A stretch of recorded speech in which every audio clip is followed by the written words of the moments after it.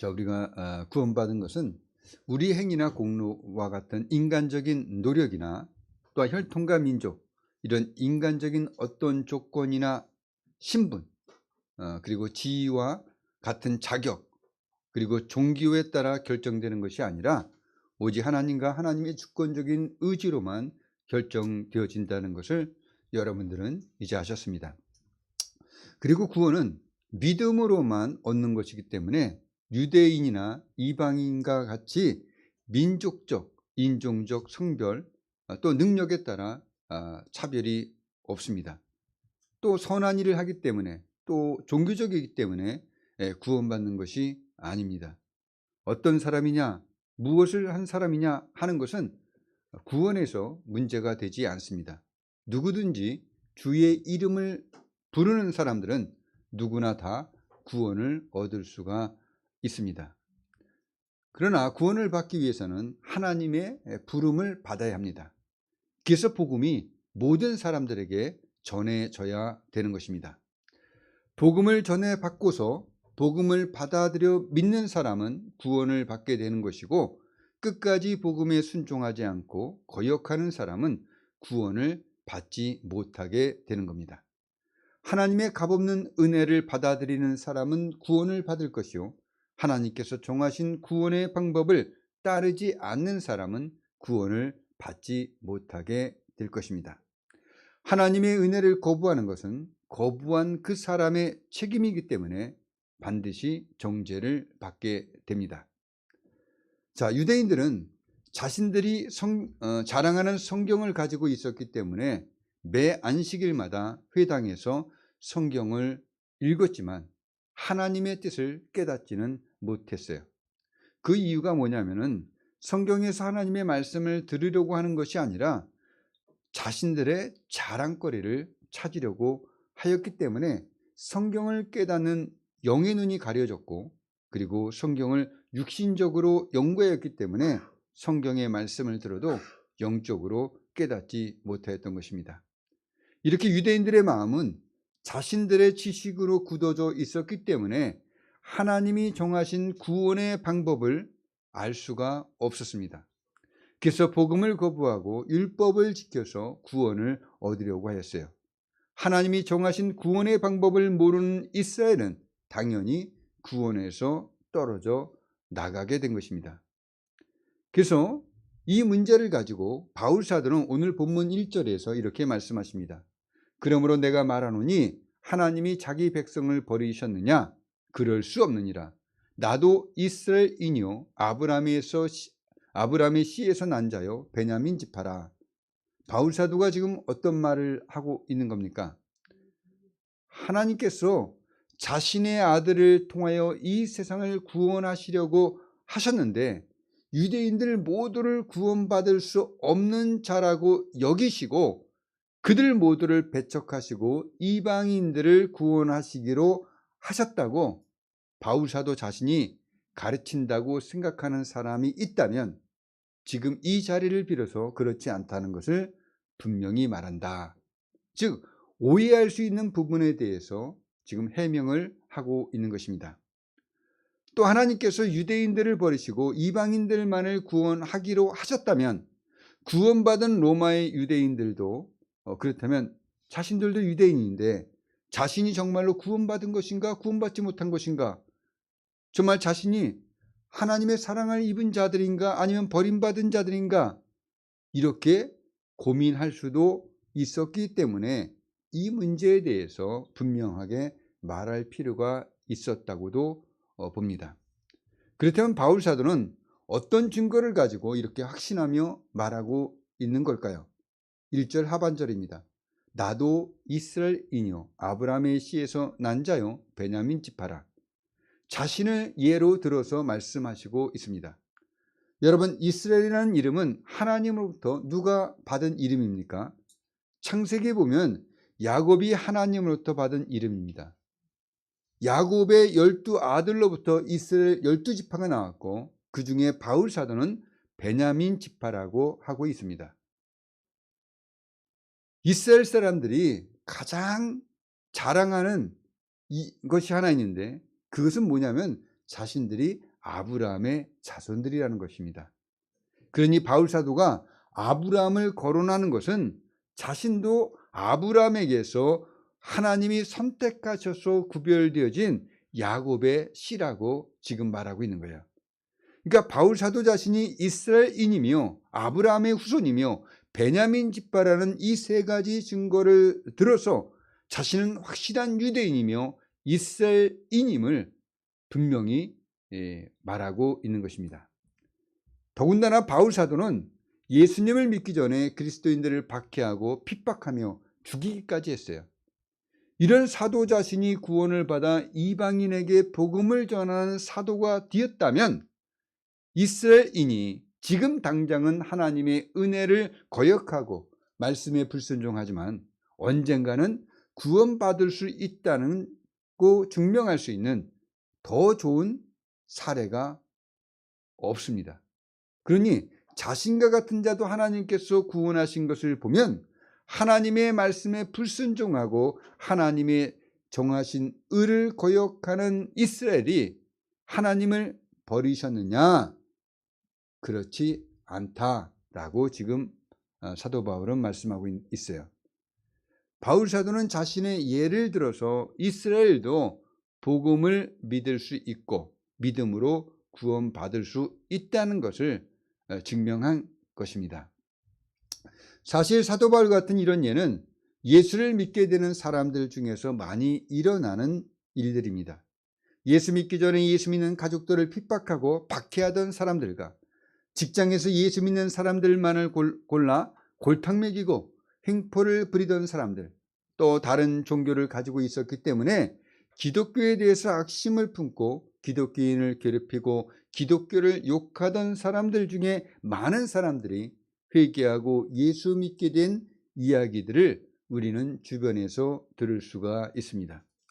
그러니 어떤 자격을 가진 사람만이 구원을 받는 것이 아니라 하나님께서 믿음을 주시는 분들은 다 예수를 믿어 구원을 받게 된다는 것을 우리는 분명히 알 수가 있는 것입니다. 이제 바울 사도는 또 다른 예를 들어서 이스라엘이 버려지지 않았다는 것을 증명합니다. 이 다른 논증을 2절에서 4절까지 엘리야의 이야기를 통해서 논증하고 있습니다. 2절에서 4절 말씀입니다. 하나님이 그 미리 아신 자기 백성을 버리지 아니하셨나니 너희가 성경이 엘리야를 가리켜 말한 것을 알지 못하느냐? 그가 이스라엘을 하나님께 고발하되 주여 그들이 주의 선지자들을 죽였으며 주의 제단들을 헐어버렸고 나만 남았는데 내 목숨도 쳤나이다니 그에게 하신 대답이 무엇이냐? 내가 나를 위하여 바알에게 무릎을 꿇지 아니한 사람 7,000명을 남겨두었다 하셨으니. 자, 이스라엘의 역사 속에서 가장 큰 배교가 일어난 때가 언제입니까? 바로 아하방 때입니다. 이때는 아하방과 이세벨의 유혹을 받아서 이스라엘 백성 모두가 하나님을 떠나 바알과 아세라상을 섬기는 의상 숭배가 극심했던 때였습니다. 국가적인 배교가 일어난 때였어요. 그런데도 불구하고 하나님께 특심을 가지고 결코 타협하지 않고 여호와 하나님만을 믿으며 하나님의 말씀을 전하던 선지자가 바로 엘리야 선지자였습니다. 이 엘리야가 아하방에게 바알의 선지자 450명과 아세라의 선지자 400명을 모아서 갈멜산으로 보내라고 합니다. 그래서 아합이 이스라엘의 모든 자손에게로 사람을 보내서 우상을 섬기는 선지자들을 갈멜산으로 모이게 해요. 그리고 이 크고 장엄한 영적 대결을 앞에 두고 엘리야가 승리를 확신하며 백성들에게 이렇게 말합니다. 여호와의 선지자는 나만 홀로 남았으나 바알의 선지자는 450명이로다. 엘리야는 갈멜산에서 홀로 바알의 선지자 450명과 맞서 그들 앞에서 진짜 하나님이 누구신가를 완전하게 증명하고 바알은 가짜 신임을 드러냈습니다. 그런데 이 일이 일어난 후에 복수심에 불타는 이세벨이 사신을 엘리야에게 보냅니다. 내가 너를 네가 죽인 그 바알의 선지자와 같게 하겠다. 이 말을 듣고서는 엘리야 선지자는 생명을 보존하기 위해서 도망을 칩니다. 그리고 엘리야가 광야의 한 로뎀나무 아래 앉아서 자신의 처지를 생각하며 하나님께 푸념하듯이 기도합니다. 자신은 하나님을 향한 특심을 가지고 이스라엘을 하나님께 돌아오도록 하는 일에 전심전력을 다 쏟아 부었습니다. 발의 선지자 450명과 대결하여 큰 승리를 거두었기 때문에 자신의 사명이 성공한 듯 보였어요. 근데 이세벨이 자신의 생명을 위협하는 일로 인해서 살아생전에 이루어야 할 사명을 이루지 못하게 되었다는 좌절, 그리고 허탈감, 그리고 생명의 위협이 엘리야의 심신을 흔들고 있었던 것입니다. 이런 상태로 하나님께 엘리야 선지는 기도하고 있었어요. 엘리야의 탈진한 모습을 본 하나님께서는 천사를 보내서 음식을 줍니다. 그래서 그 음식물의 힘을 의지해서 40주 40야를 가서 하나님의 산 호렙에 이르러 한 굴에 들어가 거기서 머물고 있는데, 거기서 바로 여호와의 말씀이 임합니다. 엘리야야, 내가 어찌하여 여기 있느냐? 하나님의 이 말씀은 내가 하는 일들을 하지 않고 왜 여기에 와 있느냐는 뜻입니다. 엘리야가 대답합니다. 내가 만군의 하나님 여호와께 열심히 유별하오니 이는 이스라엘 자손이 주의 언약을 버리고 주의 제단을 헐며 칼로 주의 선지자들을 죽였음이며 오직 나만 남았거늘 그들이 내 생명을 찾아 빼앗으려 하나이다. 자, 엘리야가 지금 어떤 기도를 하고 있습니까? 엘리야는 이스라엘 백성은 전부 하나님을 떠나 우상 숭배를 하고 있고 주의 제단마저 파괴되어 버렸고 주의 선지자들도 칼에 죽었고 하나님을 섬기는 사람은 자기 혼자뿐인데 자신마저 생명의 위협을 당하고 있다는 것입니다. 그러니 하나님의 일을 이루어갈 사람이 없다는 거예요. 하나님의 뜻을 이루어갈 사람이 없다는 것입니다. 백성들은 저렇게 우상 숭배를 하고 있는데 이 백성들을 다시 하나님께로 뒤돌려 놓을 그런 사람들이 없다는 것입니다.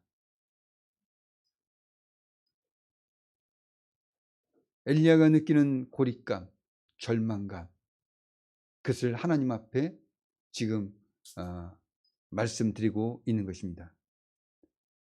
그러면서 하나님에 대한 불신, 하나님의 정의에 대한 절망감에 휩싸여 있는 상태였습니다. 이스라엘 백성들이 오직 하나님만을 숭배해야 하는 언약을 버리고 주의 제단을 열고 주의 선지자들을 죽이고 우상을 섬김으로 엘리야 자신은 이것을 보지 못하여 하나님을 향한 특심을 가지고 홀로 목숨을 걸고 그들에게 심판의 말씀을 전하고 징계하였는데 이제 자신의 목숨까지 위험하게 됐다는 겁니다. 근데 왜 하나님께서는 하나님과의 언약을 버리고 우상을 숭배하는 이 백성들과 이 백성들이 우상을 섬기도록 한 아합 왕과 이세벨에게 아무런 일도 하지 않느냐는 거예요. 벌을 받고 심판을 당해야 할 사람들은 그들인데 왜 내가 내 생명에 대해서 위협을 받아야 합니까? 하나님의 정의는 어디에 있습니까? 엘리야의 절망스러운 기도를 들은 하나님께서는 엘리야에게 앞으로 하게 될 사명을 주시면서 이렇게 말씀하십니다. 열왕기상 19장 18절입니다. 내가 이스라엘 가운데 7,000명을 남기리니 다 바알에게 무릎을 꿇지 아니하고 다 바알에게 입맞추지 아니한 자니라. 엘리야가 상황을 인식한 것과는 아주 다른 상황임을 하나님께서 알려주시고 계셔요. 바알에게 무릎을 꿇지 아니하고 바알에게 다 입맞추지 아니한 그런 사람들을 7,000명을 남겨두었다는 것입니다. 바울 사도는 이 열왕기상 19장 18절 말씀을 가지고 오늘 본문 말씀에서 이렇게 말씀하십니다.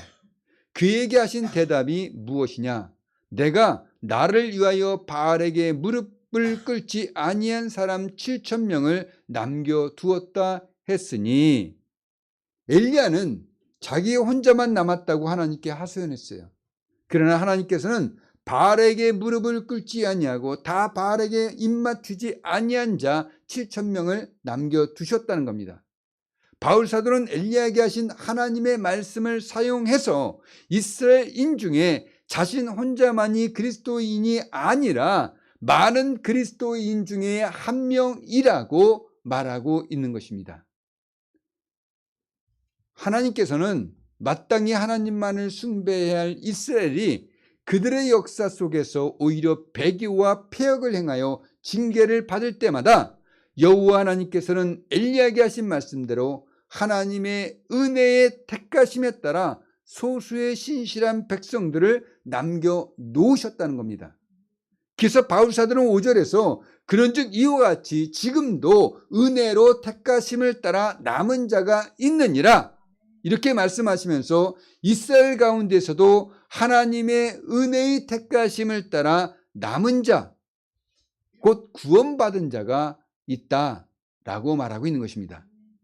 실제로 사도행전 21장 20절에는 그들이 듣고 하나님께 영광을 돌리고 바울더러 이르되, 형제여, 그대도 보는 바에 유대인 중에 믿는 자 수만 명이 있으니 다 율법의 열성을 가진 자라라는 기록을 보면 예루살렘에 수만 명의 믿는 사람들이 있었음을 알 수가 있습니다. 그러니 하나님께서 이스라엘을 완전히 구원해서 배제했다는 것은 잘못된 생각입니다. 수많은 가짜 중에 하나님께서 남겨놓으신 진짜가 있다는 겁니다. 6절입니다. 만일 은혜로 된 것이면 행위로 말미암지 않음이니 그렇지 않으면 은혜가 은혜되지 못하느니라. 이 말씀을 우리가 그냥 읽을 때는 바울 사도가 강조하는 그 행위로 구원받는 것이 아니라 은혜로 구원받는 것을 말하고 있다, 이렇게 생각하기 쉽습니다. 그러나 이 말씀은 그런 뜻이 아닙니다. 우리는 다시 엘리야 시대로 돌아가야 합니다. 엘리야 시대 때 나라 전체가 배교했습니다. 하나님께서는 그 중에서도 다 바알에게 무릎을 꿇지 않냐고 다 바알에게 입맞추지 않은 7,000명을 남겨두셨다고 말씀하셨습니다. 즉 엘리야 시대 때 7,000명을 남겨놓으신 것처럼 이스라엘에게도 남겨놓은 자들이 있다는 겁니다. 물론 그들은 구원받은 자들이죠. 근데 이렇게 구원받은 자들을 남겨놓으신 분이 누굽니까? 하나님이시라는 것입니다. 여러분 잘 생각해 보십시오. 우리가 이스라엘 역사를 한번 돌아보십시오. 이스라엘 역사 속에서 이스라엘 백성들이 한 일은 하나님과의 언약을 잘 지키는 것이 아니라 오히려 하나님과의 언약을 깨트린 일들 뿐이었어요. 행위 언약 안에서는 부패한 인간의 심성으로 언약을 파기하는 일들이 일어나고 하나님을 배교하는 일들이 일어났습니다. 하나님을 섬기기보다는 도리어 우상을 섬기고 하나님을 의지하지 않고 더 강하고 힘센 나라를 의지하고 하나님의 말씀을 듣지 않고 거역하여 심판을 자초하는 일들이 이스라엘 백성들의 그 역사 속에서 얼마나 많이 일어났냐는 거예요. 만약에 하나님께서 그런 이스라엘 백성들을 그대로 내버려뒀다면 이스라엘이라는 나라는 지금 사라져 없어져 버렸을 것입니다. 근데 하나님께서 타락하고 배역한 이스라엘 중에서 소수의 신실한 백성들을 남겨놓으셨기 때문에 그 긴 역사 속에서 배교가 일어났음에도 불구하고 이스라엘은 계속 남아있게 된 것입니다.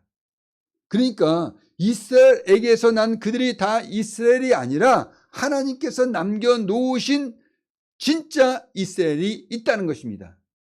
이렇게 하나님께서 하나님의 목적을 위해 남겨놓은 자들, 즉 보존해 준 진짜 이스라엘이 없었다면 이스라엘은 아마도 예수님 오시기 전에 다 다른 나라, 강한 나라, 힘센 나라, 그런 나라에 의해서 다 파괴되어지고 멸망해서 역사 속에서 사라져 버렸을 것입니다.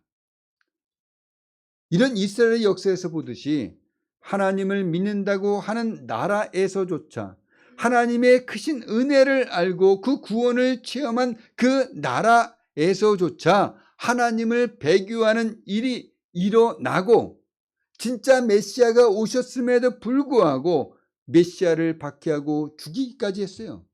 메시아를 믿지 못하도록 위협과 협박과 살기가 등등하게 예수 믿는 자를 잡아 감옥에 놓고 죽이기까지 했습니다.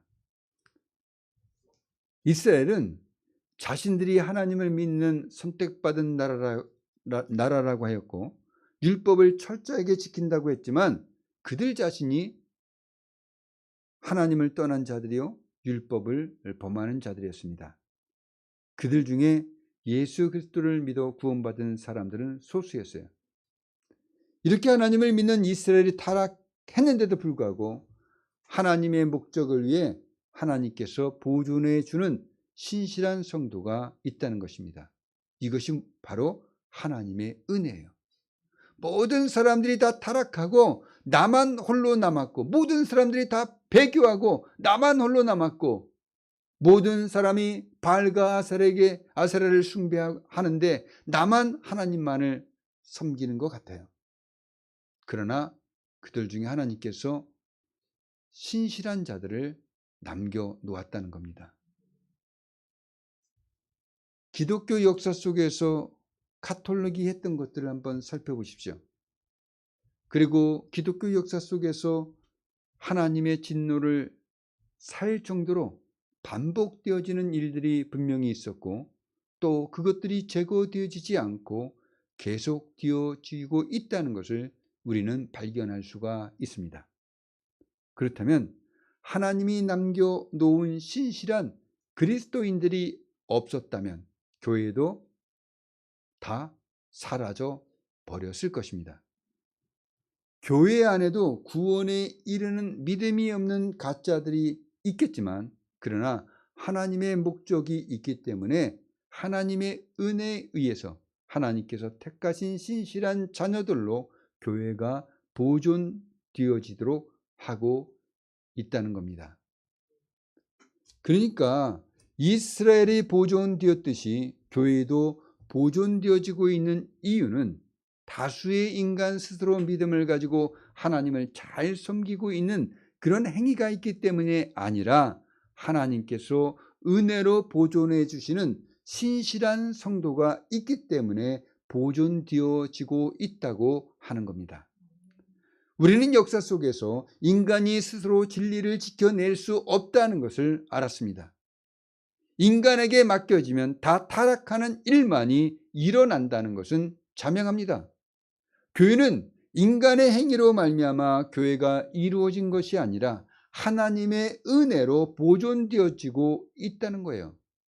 그래서 바울 사도는 만일 은혜로 된 것이면 행위로 말미암지 않음이니 그렇지 않으면 은혜가 은혜되지 못하느니라 이렇게 말씀하시고 있는 겁니다. 자, 그러니 우리는 교회를 자신의 것으로 생각하고 열심을 내지 마시기 바랍니다. 내가 이런 말을 하니까 교회 일에서 무관심하라고 목사님이 말씀하고 있구나. 냉담해지라는 건가 보다. 이렇게 기뻐하실 분들이 있을 것 같아서 말씀을 드립니다. 아닙니다. 오히려 교회 일과 생활에 대해서는 더 많은 열심을 개인적으로 또한 서로 도우며 내야 됩니다. 여러분, 하나님을 가슴에 품고 봉사하고 헌신하십시오.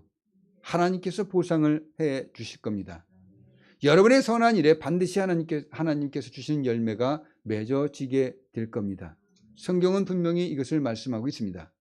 그러나 제가 말하는 것은 엘리야가 가졌던 생각과 고민을 말하고 있는 것입니다. 자신만이 교회를 지키고 세워나가는 사람이라는 생각 말입니다.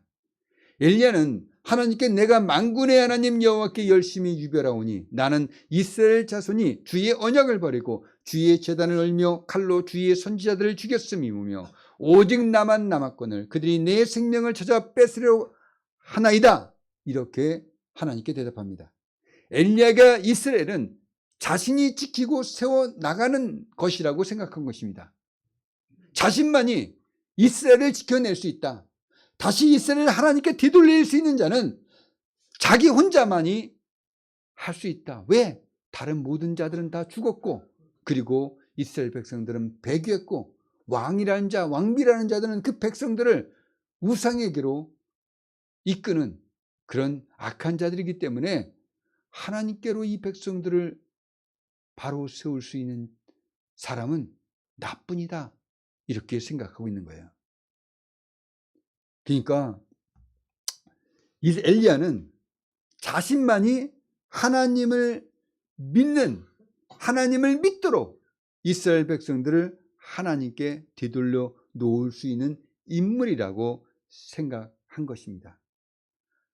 이스라엘의 그 남아있는 7,000명, 자기 자신조차 하나님의 은혜에 의해서 보존되어지고 있는 신실한 성도라고 생각하지 않았던 겁니다. 그래서 자신만이 할 수 있고 자신만이 이룰 수 있다고 생각하고 하던 그 일들이 막히게 됩니다. 방해받게 됩니다. 위협을 당하게 됩니다. 그러자 엘리야는 낙심에 빠지고 절망하게 된 것입니다. 내가 죽으면, 내가 이세벨의 수이 죽으면 이 일을 누가 해? 누가 할 수 있어? 절망한 것입니다. 낙심한 거예요. 우리도 신앙생활을 이렇게 개인적인 열심을 갖고 하는 경우가 있습니다. 물론 냉담하고 부정적이고 제안만 하고 바라만 보거나 피하고 비껴가는 그런 한심한 신앙의 태도를 가진 사람도 많습니다만, 자신만이 하나님의 일을 이룰 수 있는 사람이라고 생각하고 자신이 교회의 주인이 되어버린 사람들이 있다는 것입니다. 이런 사람들은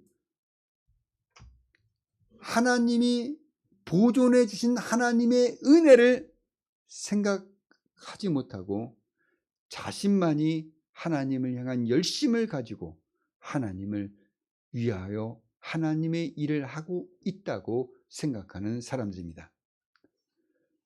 그래서 교회를 자신의 소유로 봅니다.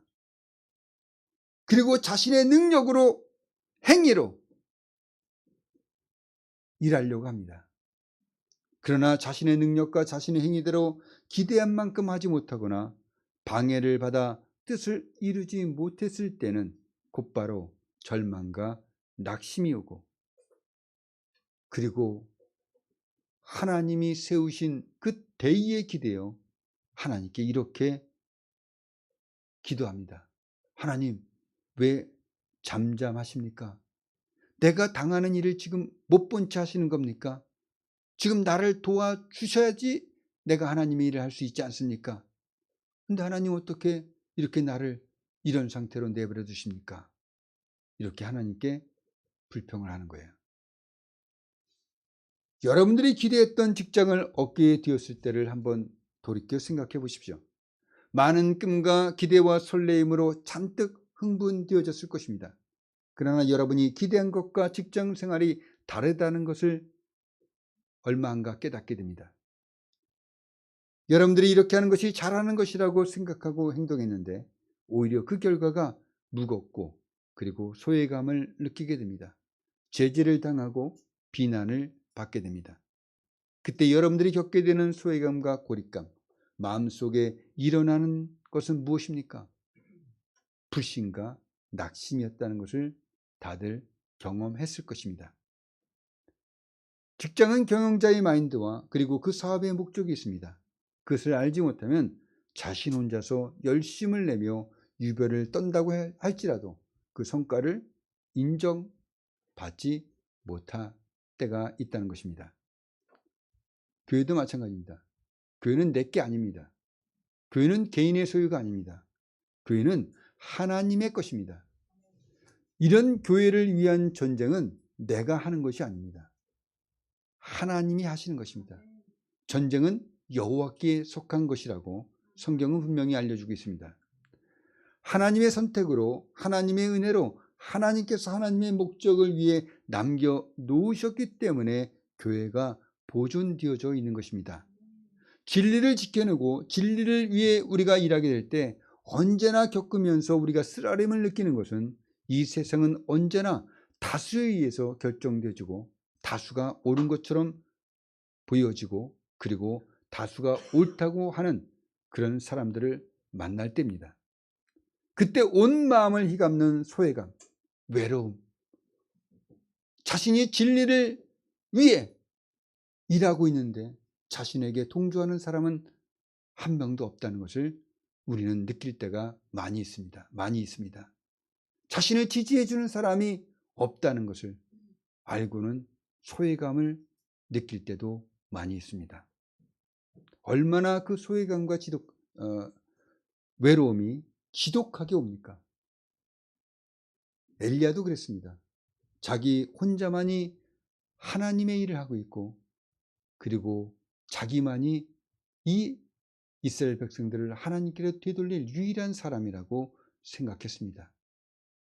그런데 이세벨로부터 생명의 위협을 받게 된 것입니다. 우리도 마찬가지입니다. 많은 믿지 않는 사람들 가운데서 또 자신의 신앙을 표현하지 못하도록 하는 그런 분위기와 위협 속에서 또 자신의 권리나 이익을 배척받으며 조롱받게 될 때 얼마나 외롭고 쓸쓸합니까?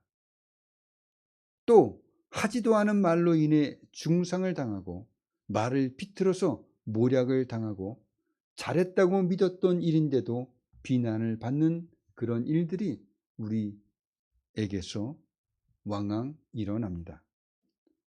그럴 때 우리는 이렇게 생각합니다. 하나님은 왜 저런 악한 사람들을 내버려 두십니까? 그런 악한 자들이 나에게 해를 가하기 때문에 힘들고 낙심될 때도 있습니다. 나를 돕지 않고 악한 자들을 그대로 내버려 두시는 하나님에 대해서 비관에 빠질 때도 있습니다. 하나님은 하나님의 말씀하신 게 있는데 왜 하나님의 대의를 이루시지 않습니까? 하나님의 대의가 나타나야 되지 사람들이 바르게 살 거 아닙니까? 이렇게 하나님께 항의도 해봅니다. 그러나 여러분 기억하십시오. 하나님께서는 은혜로 남겨놓은 자들을 통해서 하나님의 목적을 이루어 나가시는 분이시라는 것입니다. 하나님은 숫자를 가지고 일하시는 분이 아니에요. 하나님은 자신이 많은 인기를 얻어서 그 인기를 가지고 일하시는 분이 아니라는 것입니다. 하나님은 대중적인 스타로 이 세상에 오시지 않았어요. 하나님은 고난받고 십자가에서 목숨을 내놓아야만 했습니다. 우리는 하나님께서 하나님의 목적을 위해서 남겨놓으신 하나님의 택하신 성도들입니다. 하나님의 자녀들이 하나님의 아들이요 하나님의 딸입니다. 만약에 우리가 우리의 행위로 모든 것을 하는 것이었다면 우리는 벌써 파기되어졌을 것입니다. 우리는 벌써 탈진했을 것입니다. 그래서 모든 것을 다 포기하고 우리는 깊은 산속으로 들어갔을 거예요. 그래서 자연인으로 살 것입니다. 그러나 하나님의 은혜로 되어졌기 때문에 하나님의 목적으로 쓰임받을 수 있도록 남겨놓은 자들이기 때문에 우리는 하나님의 목적에 합당하게 쓰임받을 수 있는 자들이라는 것입니다. 어느 누구도 그 많은 다수가 또 인기 많은 그 사람들이 하나님의 목적을 이룰 수 있는 사람들이 아닙니다. 오직 하나님의 은혜로 남겨진 우리들만이 하나님의 목적을 이뤄나가고 또 우리의 신앙을 보존해서 앞으로 후대들에게 전해줄 수 있는 우리 하나님의 백성들이라는 것입니다. 우리 성도들이라는 것입니다.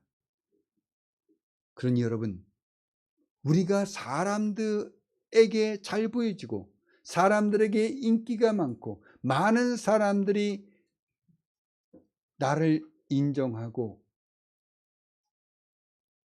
거기에 우리의 마음을 빼앗겨서는 안 됩니다.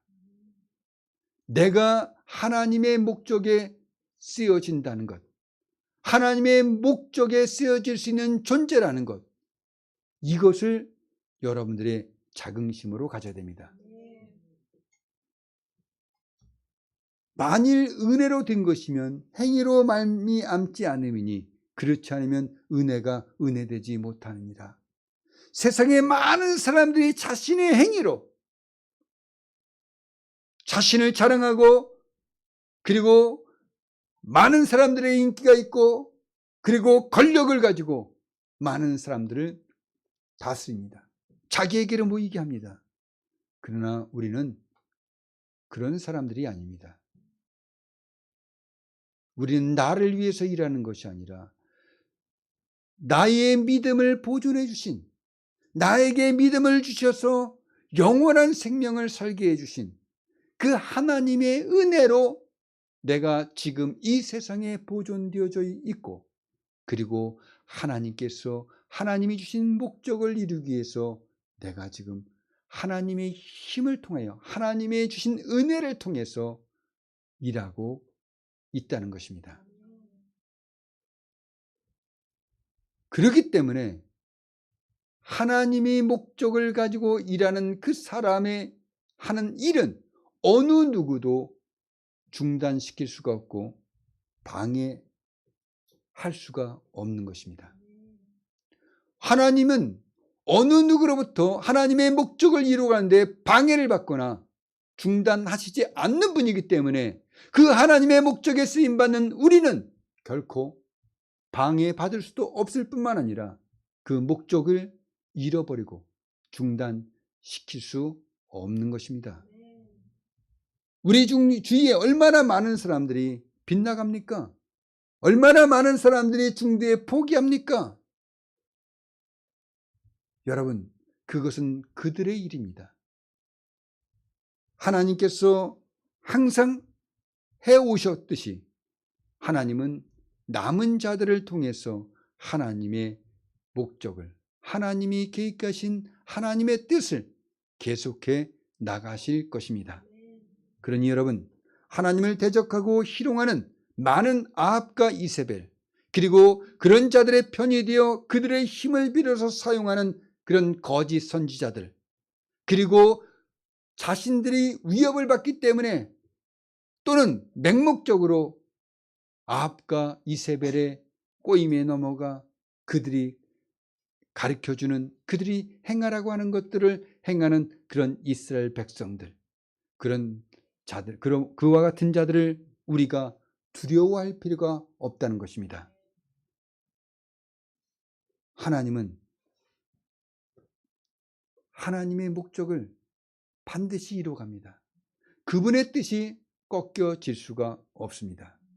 하나님은 홀로 거룩하시며 하나님은 홀로 영광스러운 분이시며 하나님은 온 우주 만물을 창조하신 그런 무한하신 능력이 있는 분이기 때문입니다. 그러니 여러분 주위에 이세벨과 아합과 그리고 거짓 선지자들 같은 자들이 있습니까? 또 그들이 두려워서 그들의 말에 맹목적이며 그들을 따르며 그들에게 박수 쳐주는 사람들이 있습니까? 그런 것을 두려워하지 마십시오.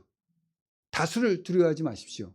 우리는 소수에 남겨진 하나님의 목적에 쓰임받는 하나님의 백성이요 하나님께서 부르신 거룩한 성도들입니다.